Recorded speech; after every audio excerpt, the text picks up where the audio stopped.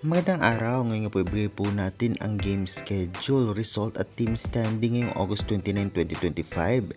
Kaya tapusin nyo ang video, kaya before that guys, please naman, don't forget to like, comment, and subscribe, and pa-hit the notification bell para lagi po kayong updated sa mga bawang video about sa volleyball dito sa Pilipinas. Maraming salamat sa suporta.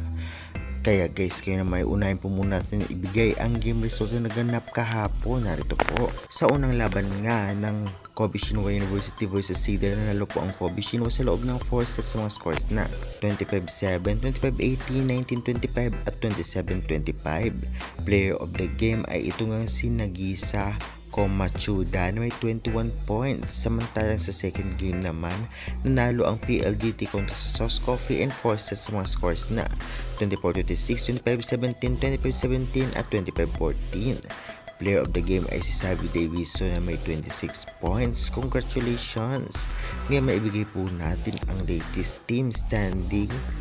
Ano-anong team kaya ang talagang nangunguna? Narito po at huwag nang patagalin. Sa ngayon nga ay nanguna ang PLDT na pasok na sa finals 5-0, Kobe Shinwa 3-1, Cheritigo 3-1, Creamline 1-3, Signal 1-4 at Sauce Coffee 0-4. Inaantay na lang sa Kobe Shinwa o Cheritigo kung sino ang makakaharap ng PLDT sa finals at sino naman ang makakaharap ng Creamline sa Battle for Bronze kung sakali.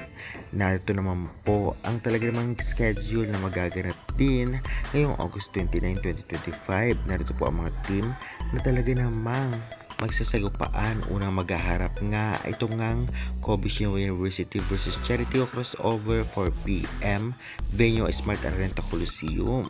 Susundan naman 6:30 PM sa Thunderbells versus Cream and Cool Smashers. Kaabang-abang ang laban ito, lalong-lalo pa syempre agawan ng slot sa Battle for Gold. Ito ngang Cheritigo na maghaharap at Kobe Shinwa University.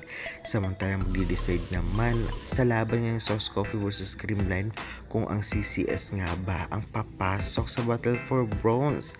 Malay mo matalo sila, malay mo manalo naman sila, kaya good luck sa lahat ng team. Kaya guys, hanggang dyan na po ang ating update. Maraming salamat sa suporta nyo, and pa-subscribe na lang.